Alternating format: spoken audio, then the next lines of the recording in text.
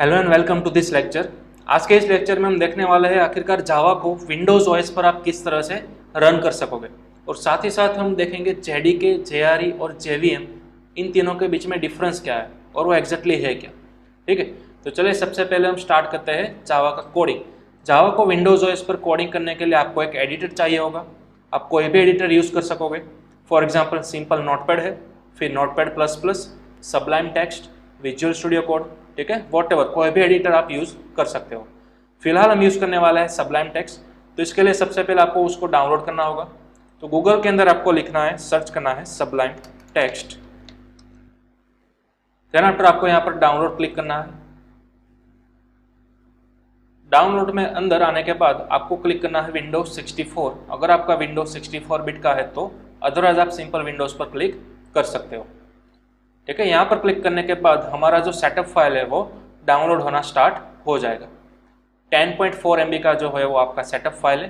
ठीक है, जब तक डाउनलोड नहीं हो जाता हमें वेट करना है सिंपल, और फिर हमें सेटअप को इंस्टॉल करना है। जो हमारी ट्रेडिशनल प्रोसीजर है, नेक्स्ट करने के बाद आप कोई भी सिंपल प्रोग्राम या फिर सिंपल सॉफ्टवेयर आप यूज़ करते हो इंस्टॉल करने के लिए, ठीक उसी प्रोसीजर से हम सबलाइम को इंस्टॉल करना है। ठीक है, तो चलिए ऑलमोस्ट अब जो है वो हमारा सबलाइम डाउनलोड हो चुका है।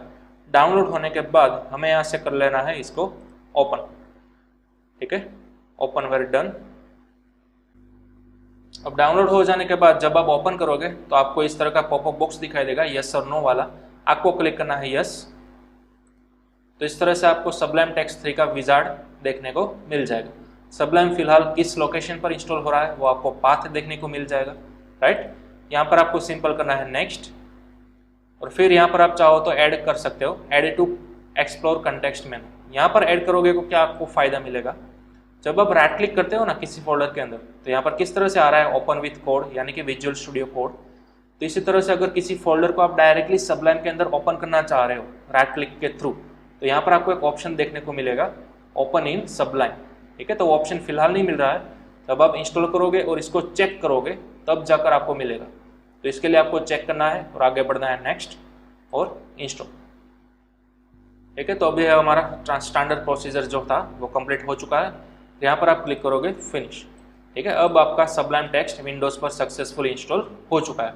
कहाँ से ओपन करना है, स्टार्ट मेनू के अंदर आपको सर्च करना है सबलाइम। ठीक है, तो यहाँ पर आपको देखने को मिलेगा सबलाइम टेक्स्ट, और यहाँ से आपको कर लेना है ओपन।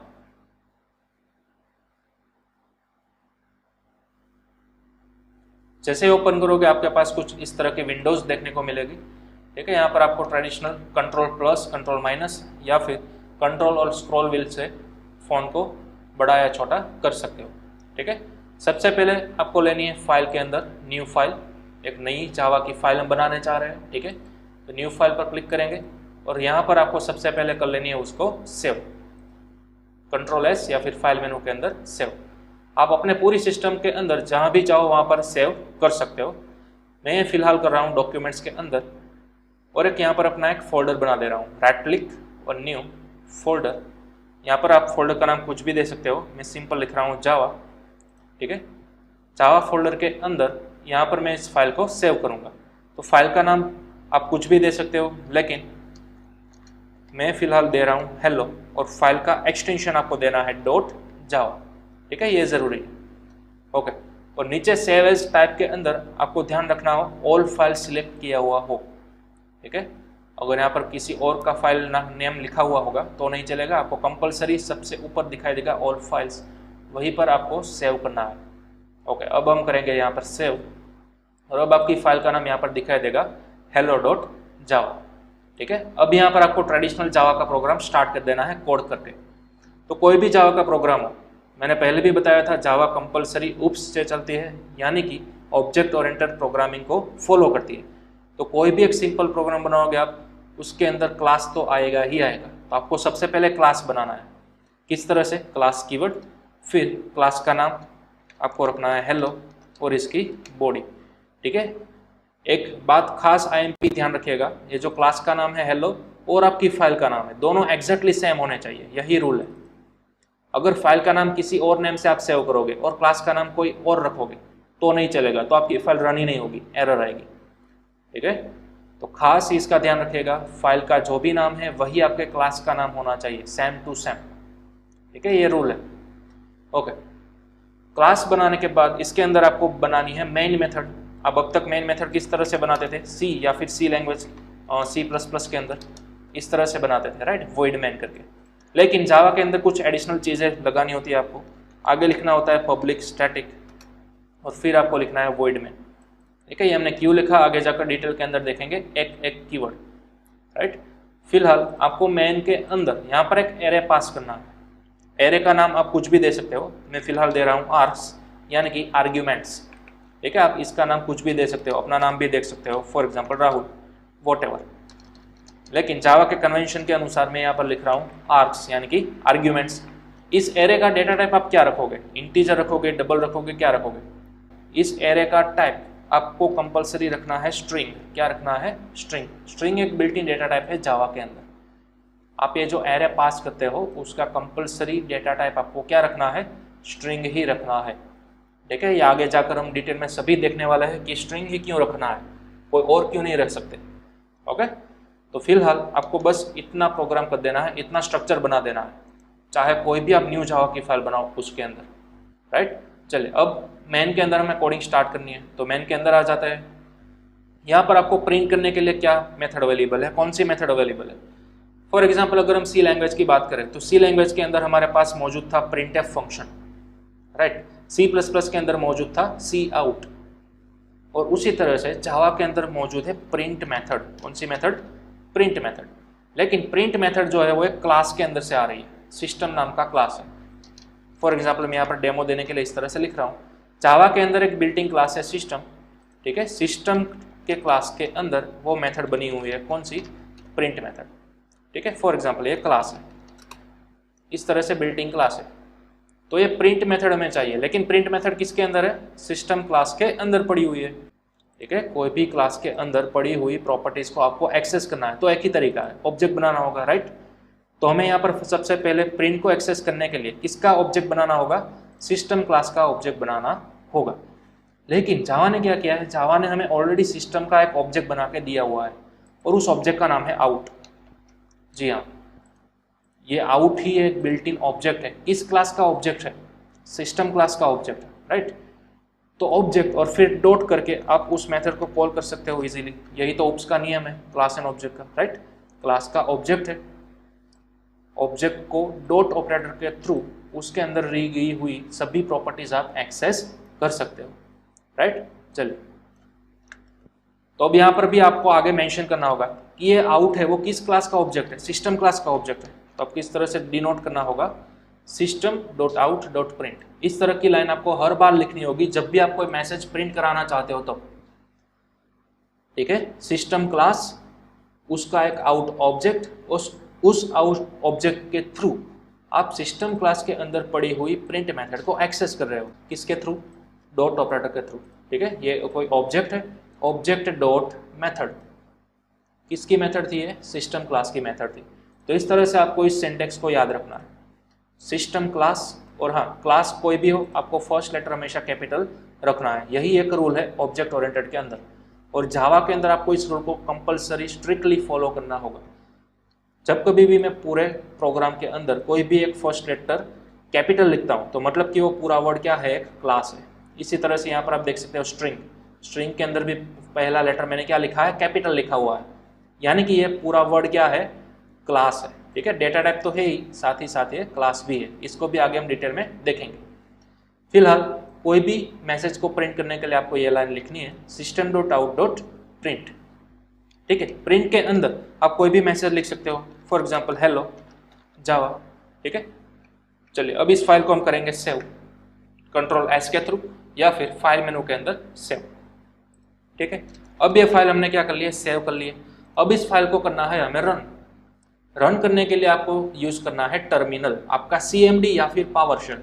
विंडोज 10 के अंदर आपको दो ऑप्शन मिलेंगे, CMD या फिर आपका पावर शेल, राइट। किस तरह से करना है वो आपको, सबसे पहले ये आपने फाइल जहां पर भी सेव की है वहां पर आपको जाना है। माई कंप्यूटर को ओपन करेंगे हम, और फिर आपने फाइल कहां पर सेव की थी, मेरे केस में मैंने कहां पर सेव की थी, डॉक्यूमेंट्स के अंदर जावा फोल्डर के अंदर। ये रही हमारी file hello Java file, right. तो यहाँ पर आपको ओपन करना है अपना CMD या फिर अपना पावरशेल, आप दोनों में से कुछ भी चूज कर सकते हो। किस तरह से ओपन करना है, इस फोल्डर तक आ जाने के बाद आपको यहाँ पर ऊपर एड्रेस बार में क्लिक करना है यहाँ पर, और ये जो पूरा लिखा हुआ है वो आपको इरेज करके यहाँ पर लिखना है CMD, राइट, और फिर आपको प्रेस करना है एंटर।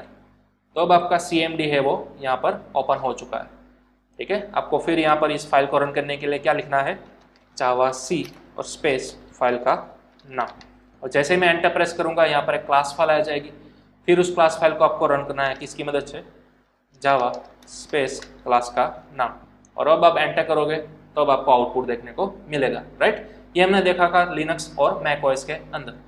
विंडोज़ में भी सेम यही प्रोसीजर है, लेकिन मैं यहाँ पर CMD के बजाय यूज़ कर रहा हूँ पावरशेल। आप CMD को भी यूज़ कर सकते हो, ठीक है।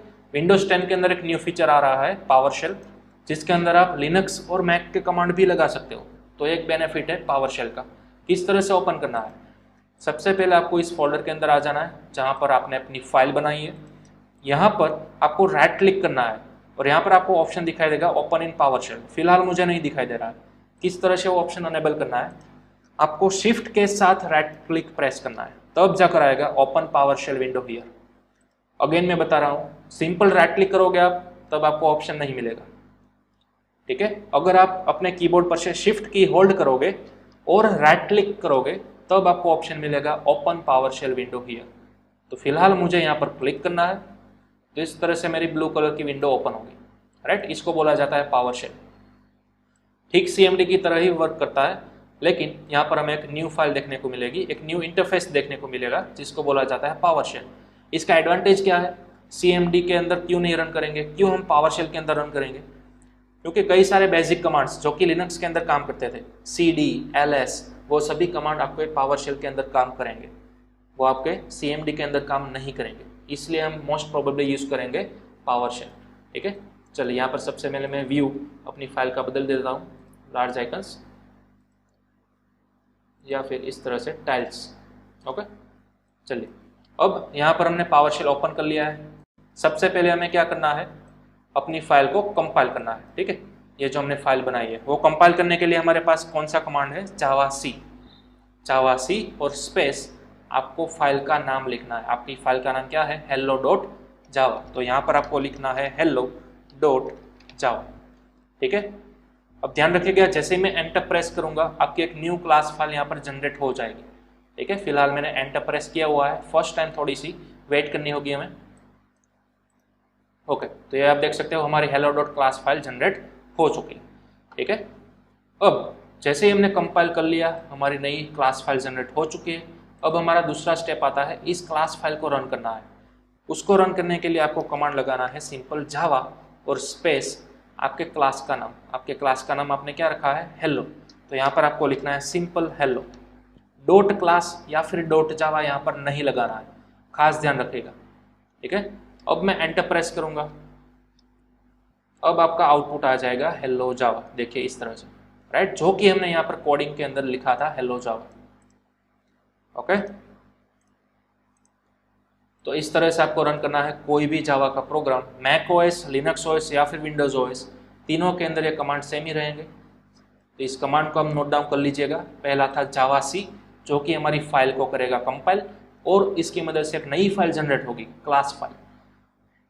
तो अब हमारा आउटपुट रन करने के लिए हमें इस फाइल को रन करना होगा, ठीक है। किसकी मदद से, जावा कमांड और फिर हमारा क्लास का नेम।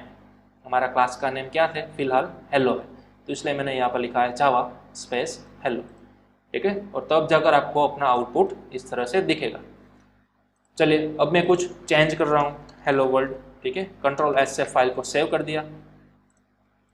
अब मैं फिर से वो कमांड लगा रहा हूँ रन करने के लिए, जावा स्पेस हेलो, एंटर करूँगा तो मुझे पुराना वर्जन दिखेगा हेलो जावा। क्यों, क्योंकि मैंने इस फाइल के अंदर चेंज किया। अब चेंज करने के बाद, ईच एंड एवरी चेंज करने के बाद आपको फिर से उस फाइल को कंपाइल करना होगा जावा की कमांड से, ठीक है। किस तरह से लगाओगे आप, जावा सी स्पेस फाइल का नेम hello.java, एंटर। और अब आपकी जावा सी कंप्लीट सक्सेस हो चुके हैं और अपनी नई क्लास फाइल बनकर आ चुके हैं, ठीक है। इसके अंदर का जो क्लास फाइल का कोड है वो चेंज हो जाएगा। अब आपको रन करना है जावा स्पेस क्लास का नेम हेलो, एंटर। अब आपका नया आउटपुट देखने को मिलेगा हेलो वर्ल्ड।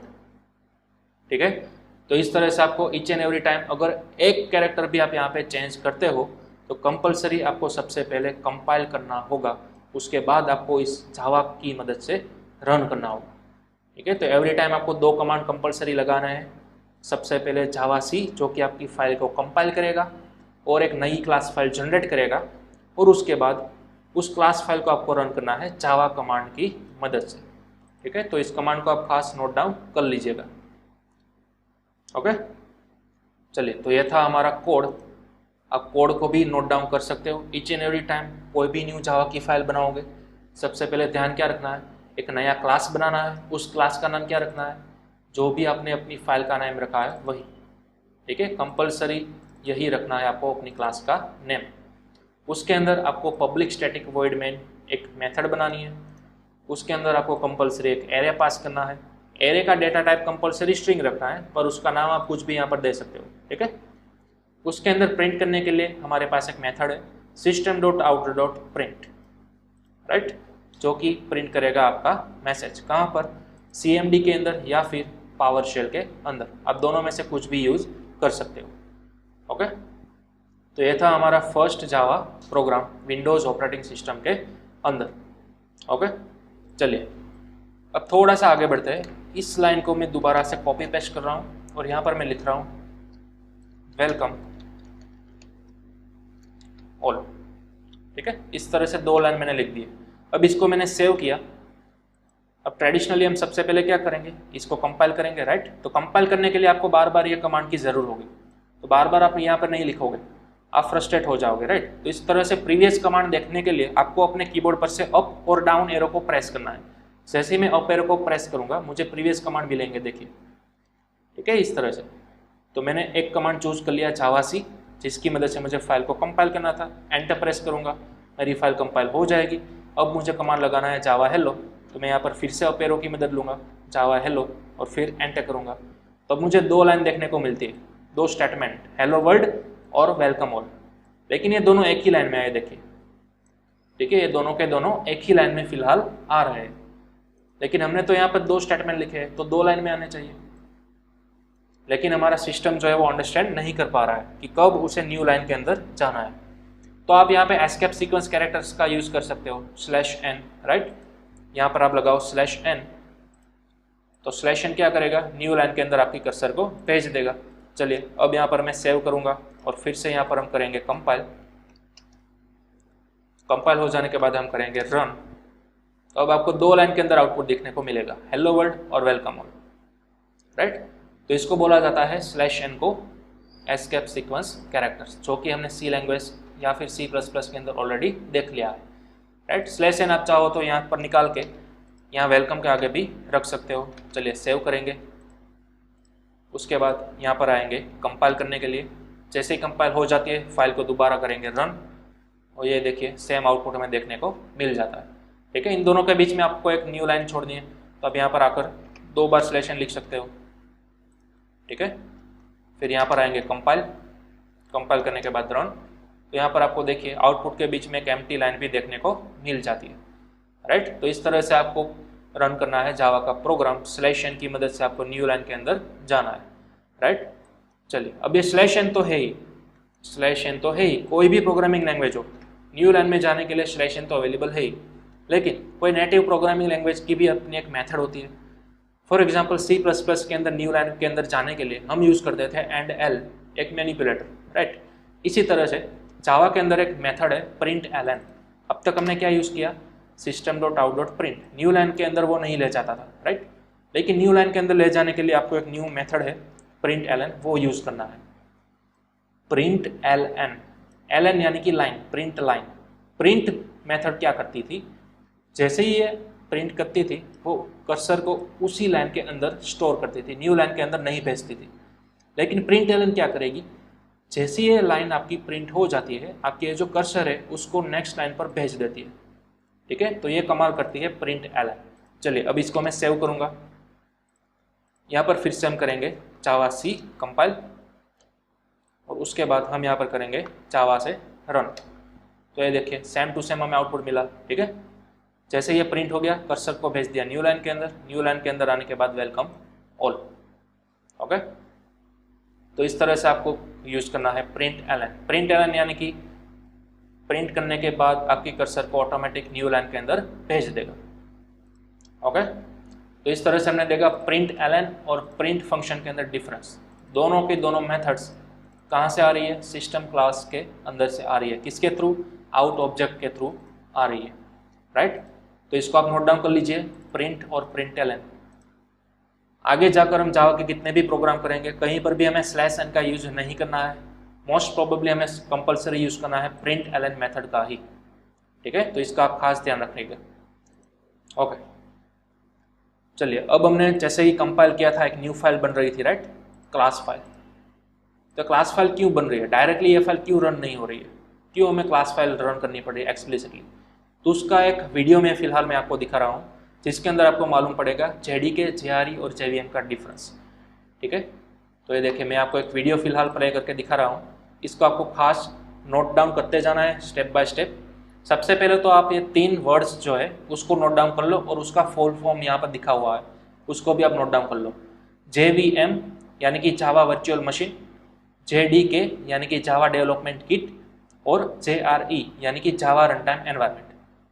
ठीक है, इन तीनों का नाम सबसे पहले आपको याद रखना है, नोट डाउन कर लीजिए आप। जो हमने जावा का सेटअप फाइल डाउनलोड किया था ना, तो हमें फोल्डर के अंदर क्या देखने को मिलता था? JDK, राइट, यानी कि जावा डेवलपमेंट किट ही हमने इनडायरेक्टली डाउनलोड की है। ओके, अब देखिए इन तीनों में डिफरेंस क्या है। मैं वीडियो को फिलहाल प्ले करूंगा। सबसे पहले ये आपको दिखाएगा Java virtual machine. Java virtual machine यानी कि JVM एग्जैक्टली है क्या? ओके, तो सबसे पहले आपको दिखाएगा compiling and linking process in C language. C language के अंदर एग्जैक्टली किस तरह से किया जाती थी कंपाइलिंग और लिंकिंग प्रोसेस, वो आपको देखने को मिलेगी फिलहाल यहाँ पर। एक मेथड बनाई है मेन, F1 और F2 दो UDF बनाए हैं और वो अलग अलग फाइल के अंदर स्टोर है।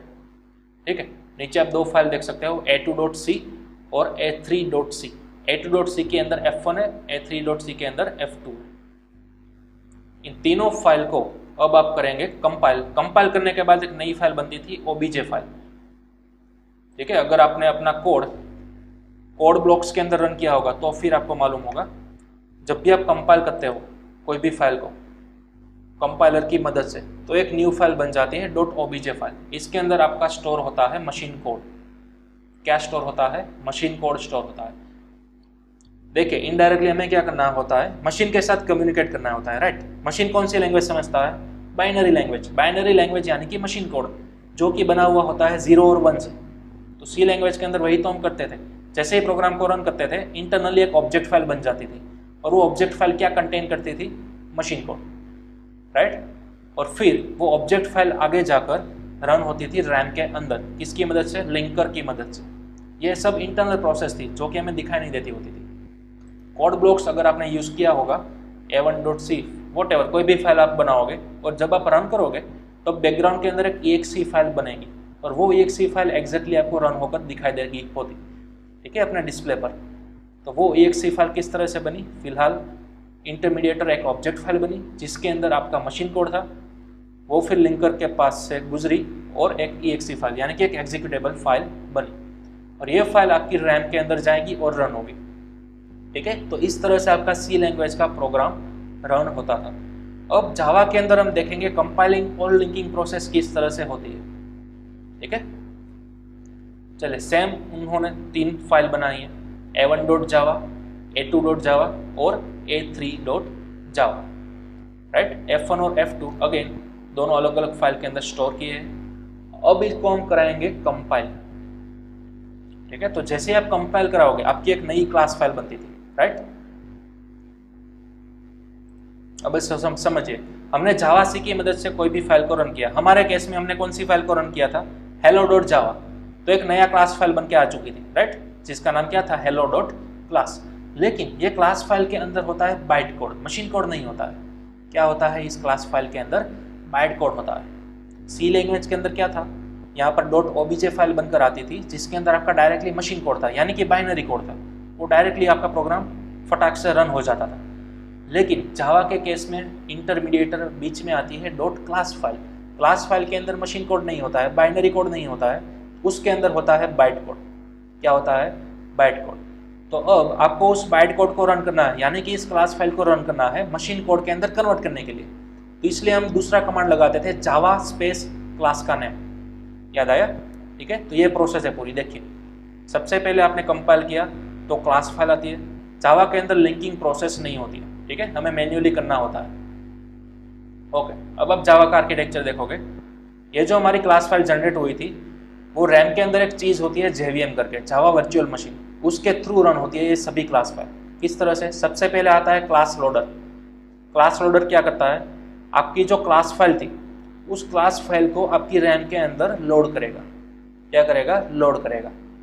कौन? आपका JVM। ठीक है, JVM के अंदर कई सारे छोटे छोटे पार्ट्स होते हैं। सबसे पहला पार्ट है क्लास लोडर। क्लास लोडर करेगा आपकी सभी जो क्लास फाइल बनी हुई थी उसको लोड, उन सभी क्लास फाइल को लोड करेगा। कहाँ पर लोड करेगा? रैम के अंदर। रैम के अंदर खींच के ले आएगा इन सभी क्लास फाइल को। जो हम कमांड लगाते थे ना जावा, वही है आपका JVM, वही है आपका इंटरप्रेटर। तो ये क्लास लोडर आपकी फाइल को खींच के ले आएगा रैम के अंदर। उसके बाद आता है बाइट कोड वेरीफायर, जो क्या करेगा? इन सभी क्लास फाइल के अंदर रखा हुआ byte code, right, class file के अंदर क्या होता था? बाइट कोड होता था, उसको वेरीफाई करेगा। कौन वेरीफाई करेगा? Byte code verifier. उसके बाद उसको एक एग्जीक्यूट करने वाला होता है एग्जीक्यूशन इंजन, जो कि इसके अंदर रहा हुआ बाइट कोड को एग्जीक्यूट करेगा। ठीक है, लेकिन मशीन को क्या चाहिए था? रैम को क्या चाहिए था? मशीन कोड चाहिए था, बाइनरी कोड चाहिए था। लेकिन क्लास फाइल के अंदर से तो उसे मिला बाइट कोड, तो वो रन नहीं होगा। तो अब चीज़ आती है JIT, just in time code generator. ठीक है, ये क्या करेगा? आपकी क्लास फाइल के अंदर रहे हुए बाइट कोड को कन्वर्ट करेगा मशीन कोड के अंदर या फिर बाइनरी कोड के अंदर। ठीक है, चलिए देखते हैं JIT। JIT कन्वर्ट्स करेगा बाइट कोड को मशीन कोड के अंदर, यानी कि बाइनरी कोड के अंदर। ठीक है, जिसकी मदद से हमारी प्रोग्राम, हमारा रैम इजीली अंडरस्टैंड कर सके कि हम क्या कहना चाह रहे हैं वो। ठीक है, तो वो थी हमारी इंटरनल प्रोसेस JVM की। JVM अवेलेबल होता है अलग अलग सॉफ्टवेयर और हार्डवेयर प्लेटफॉर्म के ऊपर। अब JVM JRE JDK क्या है? वो है प्लेटफॉर्म डिपेंडेंट। ओके, ये खास इंपॉर्टेंट बात है, इसको आप समझिएगा अच्छी तरह से। JVM JRE और JDK ये तीनों चीज़ प्लेटफॉर्म डिपेंडेंट होती है, यानी कि आपकी ऑपरेटिंग सिस्टम के ऊपर डिपेंडेंट होती है। विंडोज़ के अंदर, लिनक्स के अंदर या फिर मैक ओएस के अंदर आपने अलग अलग टाइप का जावा JDK डाउनलोड किया हुआ है, राइट। मे भी अलग अलग वर्जन का हो सकता है, किसी के अंदर 12, किसी के अंदर 13 या किसी के अंदर 14 का वर्जन हो सकता है। तो वो सब, ये तीनों के तीनों प्लेटफॉर्म के ऊपर डिपेंडेंट रहेंगे। ठीक है, प्लेटफॉर्म कैसा है उसके ऊपर डिपेंडेंट रहेंगे। लेकिन आपकी जो जावा लैंग्वेज है वो है प्लेटफॉर्म इंडिपेंडेंट। क्या है? प्लेटफॉर्म इंडिपेंडेंट है, यानी कि उसको कोई मतलब नहीं है कि आप उसको कहाँ पर रन करोगे, मैक पर, लिनक्स पर या फिर विंडोज़ पर, इसको कोई मतलब नहीं है। वो प्योरली जावा इंडिपेंडेंट है, प्लेटफॉर्म इंडिपेंडेंट है। किस तरह से? समझिए, आपने फाइल को कंपाइल करने के बाद जो क्लास फाइल जनरेट होती है ना, राइट, उस क्लास फाइल को आप उठाकर किसी और सिस्टम के ऊपर, किसी और पीसी के अंदर भी रन कर सकते हो। जी हाँ, जो भी इंटरमीडिएटर क्लास फाइल आपकी बनती है, हमारे केस के अंदर क्या बनी थी? hello.class फाइल, राइट, तो उसको आप अपने फ्रेंड के पीसी के अंदर भी चला सकते हो। समझ रहे हो? आपको अपने फ्रेंड के पीसी पर जावा कोड होना वो नेसेसरी नहीं है। आपके पीसी के अंदर जो क्लास फाइल जनरेट हुई है उसको उठाकर अपने फ्रेंड को सेंड करो, तो वो अपने पीसी पर भी उसको रन कर सकेगा। तो इस तरह से जावा को बोला जाता है प्लेटफॉर्म इंडिपेंडेंट, राइट। ओके, चलिए अब नेक्स्ट आगे बढ़ते हैं। JVM के अंदर कितने कितने पार्ट होते हैं वो। JVM सबसे पहले क्या करता है? कोड को लोड करता है, ठीक है, उसके बाद उस कोड को वेरीफाई करता है, फिर उसको एग्जीक्यूट करता है और एक रन टाइम एनवायरनमेंट प्रोवाइड करता है, जिसकी मदद से आपका जावा रन हो सके, जावा का कोड रन हो सके। ठीक है, जिसको बोला जाता है Java run time environment, JRE। JRE का फुल फॉर्म क्या है? Java run time environment. ठीक है, कुछ इस तरह का हमें आर्किटेक्चर बताया हुआ है। JRE के अंदर हमें दो चीज़ मिलती है, एक होता है हमारा JVM यानी कि जावा वर्चुअल मशीन, दूसरा होता है कई सारी अलग अलग लाइब्रेरी फाइल्स। ठीक है, जिसकी मदद से आप आगे जाकर प्रोफेशनल जावा का डेवलपमेंट कर सकते हो। लेकिन फिलहाल आपको इतना याद रखना है, JRE यानी कि जावा रन टाइम एनवायरनमेंट, जिसके अंदर दो चीज़ होती है, एक होता है हमारा JVM जावा वर्चुअल मशीन, दूसरा होता है हमारा सेट ऑफ लाइब्रेरीज। ठीक है, ये जो JVM है वो एग्जैक्टली कहाँ पर होता है, हमारी रैम के अंदर होता है। ध्यान रखेगा, ये JVM कहाँ पर होता है, हमारी रैम के अंदर होता है। ओके, चलिए अब है हमारा JDK जावा डेवलपमेंट किट। ये हमारा मेन स्ट्रक्चर है, मेन आर्किटेक्चर JDK का। JDK के अंदर आपको दो मेन चीज़ मिलती है, एक होता है आपका JRE जावा रन टाइम एनवायरनमेंट और दूसरा होता है development tools, for example Java C और जावा। तो इन दोनों कमांड का हमने ऑलरेडी यूज़ किया है, ये दोनों कमांड भी है और साथ ही साथ टूल भी है। ठीक है, जावा C क्या है, आपका कंपाइलर है, जावा कंपाइलर, और जावा क्या है, इंटरप्रीटर है। जैसे ही मैंने आपको आगे बताया था वैसे ही जावा एकलौती ऐसी लैंग्वेज है जिसके अंदर कंपाइलर भी है और उसके अंदर इंटरप्रीटर भी है। तो आपका जावा C यानी कि कंपाइलर और जावा यानी कि आपका इंटरप्रीटर, जिसको आप लोडर भी बोल सकते हो। राइट, तो ये दो चीज़ प्रोवाइड करता है हमें JDK। इसकी मदद से, पूरे JDK की मदद से आप कंप्लीट जावा का डेवलपमेंट कर सकते हो। राइट, यहाँ पर आपको लास्ट फ्रेजेस में आपको दिखाई देगा होगा कि JVM जो है उसके साथ साथ JDK में क्या प्रोवाइड करता है, कई सारे टूल्स, फॉर एग्जांपल इंटरप्रीटर या लोडर जिसको बोला जाता है जावा, और साथ ही साथ हमें प्रोवाइड करता है कंपाइलर जिसको बोला जाता है जावा C। ठीक है, तो इन दोनों का ही यूज़ हमें करना है, और आगे जाकर जार और जावाडॉग जैसे कई सारे आपकी लाइफ में आएंगे, प्रोफेशनल डेवलपमेंट की लाइफ में ये दोनों टूल्स। ठीक है, फिलहाल हमें फोकस रखना है जावा C और जावा के ऊपर। और एक और बात, जावा जो हमने डाउनलोड किया था वो हमने किया था स्टैंडर्ड एडिशन। ठीक है, अगर आप जावा की वेबसाइट के ऊपर जाओगे, फिलहाल मैं यहाँ पर लिख रहा हूँ जावा ओरेकल। राइट, तो आपको फर्स्ट दिखाई देगा जावा SE डाउनलोड्स, SE यानी कि स्टैंडर्ड एडिशन, जिसके अंदर जाकर ही हमने तो डाउनलोड किया था JDK। राइट, यहाँ पर आपको दिख रहा है जावा SE यानी कि जावा स्टैंडर्ड एडिशन। ओके, तो जावा के टोटल 3 एडिशन आता है, एक होता है स्टैंडर्ड एडिशन जिसको बोला जाता है SE, जो कि फिलहाल हमने अपनी सिस्टम पर रन किया है। राइट, दूसरा होता है एंटरप्राइज एडिशन जिसको बोला जाता है EE, शॉर्ट फॉर्म में EE। रेडी, जो कि कहाँ पर यूज होता है, अगर आपको जावा की मदद से प्रोफेशनल वेबसाइट बनानी है, वेब डेवलपमेंट करना है, ठीक है, कोई ऐसी इस तरह की हैवी चीज़ बनानी है, डेस्कटॉप एप्लीकेशंस बनानी है, तो वहाँ पर आपको इंस्टॉल करना होगा एंटरप्राइज एडिशन। जो फिलहाल हमने इंस्टॉल किया है वो है स्टैंडर्ड एडिशन, और स्टैंडर्ड एडिशन की मदद से आप जावा के अंदर वेबसाइट्स नहीं बना सकते। वेबसाइट्स बनाने के लिए आपको इंस्टॉल करना होगा एंटरप्राइज एडिशन। ठीक है, एक और है माइक्रो एडिशन जो कि यूज होता है IT, जो कि यूज होता है IoT के लिए, इंटरनेट ऑफ थिंग्स।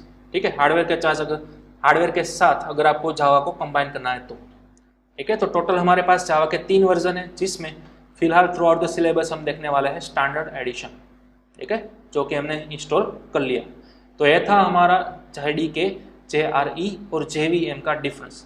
तीनों के नाम क्या थे, JVM यानी कि जावा वर्चुअल मशीन, जो कि अवेलेबल होता है रैम के अंदर, और वही आपको कॉल करता है, आपकी क्लास फाइल को कॉल करता है रैम के अंदर और रन करता है।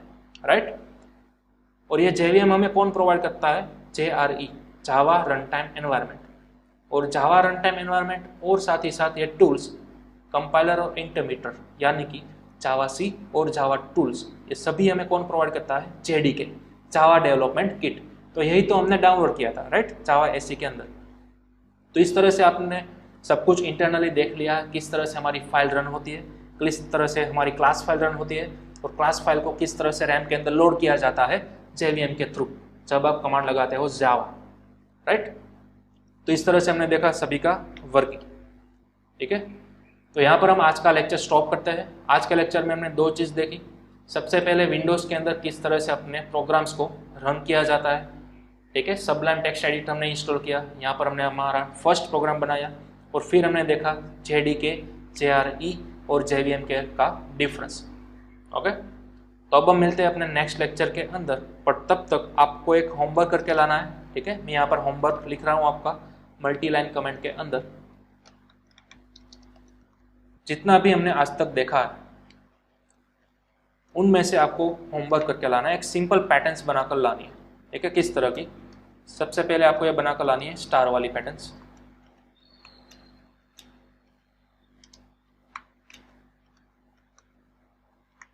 ठीक है, 5 लाइन वाली या स्टार वाली पैटर्न आनी चाहिए, यानी कि जब आप अपना प्रोग्राम रन करते हो तो आउटपुट में सिर्फ इतना ही आना चाहिए। ठीक है, सिर्फ स्टार स्टार और स्टार, जितना हमने आज सीखा है उसी की मदद से। ओके, ये था आपका फर्स्ट प्रोग्राम, इसका स्क्रीनशॉट ले लीजिएगा। अब मैं आपको बता रहा हूँ आपका सेकंड प्रोग्राम। आपको एक बॉक्स बनाना है, ये माइनस की मदद से मैं हॉरिजॉन्टल लाइन बना रहा हूँ और पाइप की मदद से मैं वर्टिकल लाइन बना रहा हूँ। ये पाइप वाला सिंबल आपको कहाँ पर मिलेगा? आपके कीबोर्ड पर जो एंटर की है उसके जस्ट अबोव, उसके जस्ट ऊपर या फिर एग्जैक्ट लेफ्ट साइड आपको की मिलेगी पाइप, उसको आपको शिफ्ट की के साथ प्रेस करना है। राइट, चलिए, तो ऐसे आपको 5 हॉरिजॉन्टल लाइन बनानी है पाइप की मदद से। उसके बाद लास्ट में आपको इस बॉक्स को कर देना है सील। ठीक है, तो इस तरह से आपने बना लिया एक बॉक्स। इस बॉक्स के अंदर जो आपकी सेंटर लाइन है वहां पर आपको सेंटर में आने के बाद लिखना है अपना नेम, इस तरह से। ठीक है, यह आपको बॉक्स बनाना है और आपका जो भी नेम है वो आपको एग्जैक्ट सेंटर में यहाँ पर लिखना है। यह है आपका सेकंड प्रोग्राम। आउटपुट में सिर्फ इतना ही आना चाहिए। ठीक है, इसको भी आप नोट डाउन कर लीजिए और स्क्रीनशॉट ले लीजिएगा। ओके, अब आपको करना है लास्ट थर्ड प्रोग्राम। आपका जो फर्स्ट नेम है उसका फर्स्ट लेटर है उसको आपको ड्रॉ करना है स्टार की मदद से। फॉर एग्जाम्पल, अगर किसी का नाम पीयूष है तो उसका फर्स्ट लेटर क्या आता है? पी आता है। राइट, तो पी को आपको कन्वर्ट करना है स्टार की मदद से। देखिए, इस तरह से मैं बना रहा हूं।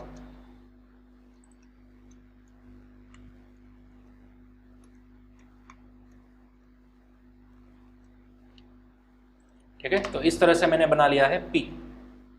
तो इस तरह से आपका फर्स्ट नेम हो और उसका जो भी फर्स्ट लेटर आता हो उसको आपको स्टार में कन्वर्ट करना है, इस तरह से।